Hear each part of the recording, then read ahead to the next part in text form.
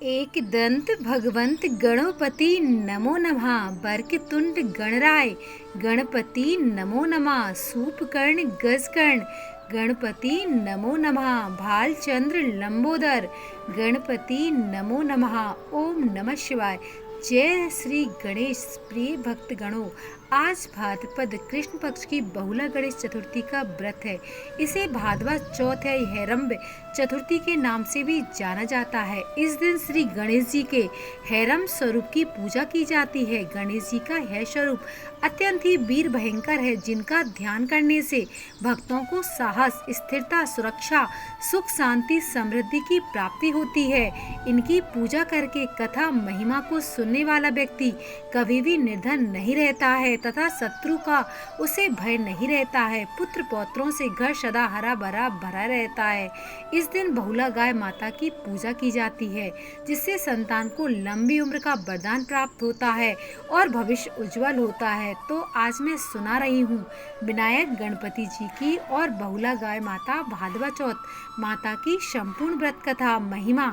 तो इसलिए आप सभी भक्तगण इस कथा को आधा अधूरा छोड़े बिना पूरे अंत तक सुनिएगा।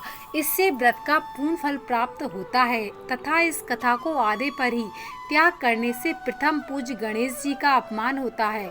तो आप कथा को पूरा सुने। बहुला चतुर्थी व्रत की पौराणिक कथा द्वापर युग में जब भगवान विष्णु का कृष्ण अवतार हुआ, तब उनके सहायक के रूप में देवी देवताओं ने भी गोप गोपियों के रूप में अवतार लिया। गौ शिरोमणि कामधेनु भी बहुला नाम की गाय बन गई, नंद बाबा की गौशाला में आ गई। भगवान श्री कृष्ण का बहुला से बहुत अधिक प्रेम था। बालक श्री कृष्ण को देखते ही बहुला के स्तनों से दुग्ध धारा बहने लगती थी।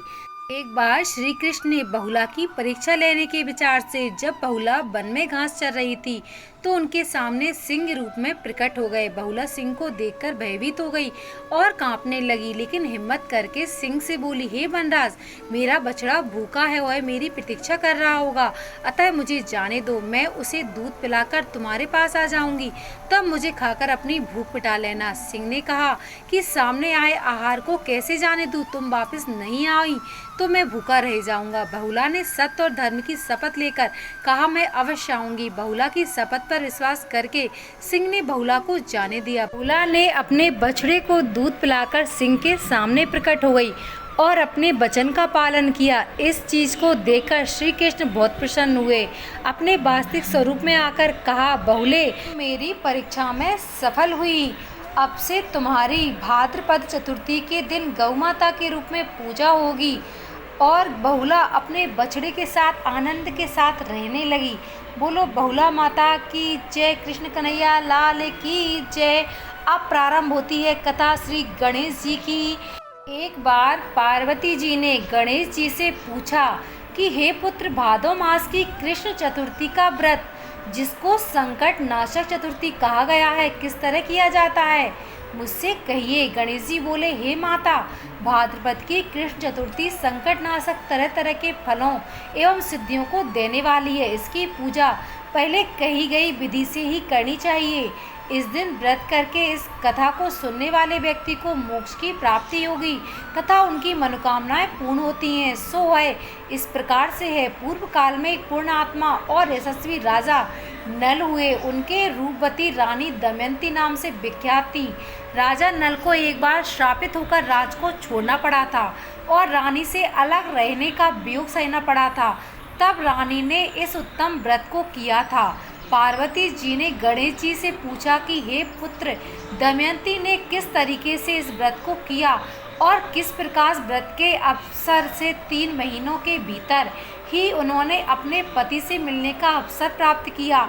इन सब बातों को आप बताइए। भगवान श्री कृष्ण कहते हैं, हे युधिष्ठिर, पार्वती जी के ऐसा पूछने पर गणपति जी ने जो उत्तर दिया उसे कह रहा हूँ, सुनिए। श्री गणपति जी कहते हैं कि हे माता, राजा नल को बड़ी बड़ी विपत्तियों को झेलना पड़ा।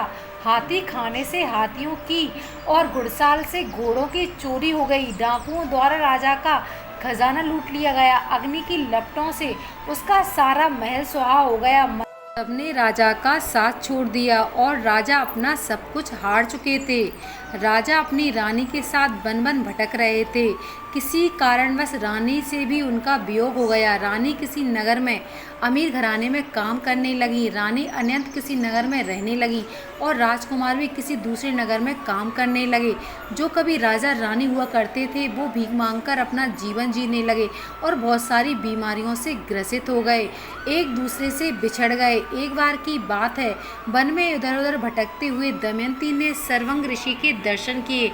उसने उनके चरणों में मस्तक झुकाकर और हाथ जोड़कर कहा, हे ऋषिराज, मेरे पति मुझे कब मिलेंगे? किस प्रकार मुझे हाथी घोड़ों से सुसज्जित धनी आबादी वाली नगरी मिलेगी? मेरा भाग कब उदय होगा? हे मुनि श्रेष्ठ, कृपया आप ही बताइए। श्री गणेश जी कहते हैं कि दमयंती का यह प्रश्न सुनकर सर्वज्ञ ऋषि ने कहा, हे दमयंती, मैं तुम्हारे भले की बात कहता हूँ। इससे दारुण दुख का नाश होता है और यह समस्त प्रकार की इच्छाओं को पूरा करने वाला, एक अच्छे फल को देने वाला है। भाद्रपद की कृष्ण चतुर्थी संकट नाशनी कही गई है। इस दिन स्त्री पुरुषों को एक दंत भगवान हैरम्ब नाम के गणपति जी की आराधना करनी चाहिए। इस व्रत को विधि पूर्वक करने से ही हे रानी तुम्हारी सभी मनोकामनाएं पूर्ण होंगी। 7 माह के भीतर ही तुम्हारे पति तुम्हें मिल जाएंगे। यह बात मैं पूर्ण निश्चय के साथ कहता हूँ। गणपति जी कहते हैं कि सर्वंग ऋषि के इन सभी वचनों को सुनकर दमयंती ने भाद्रपद की संकट नाशनी चतुर्थी का यह व्रत किया। उसी समय से प्रति माह गणेश जी का पूजन करने लगी। 7 माह के भीतर ही इस श्रेष्ठ व्रत को करने से उसे पहले की तरह पति, पुत्र, राज और सभी प्रकार के सुख वैभव आदि की प्राप्ति हो गई। इस तरह मैंने सर्वोत्तम व्रत को बताया है।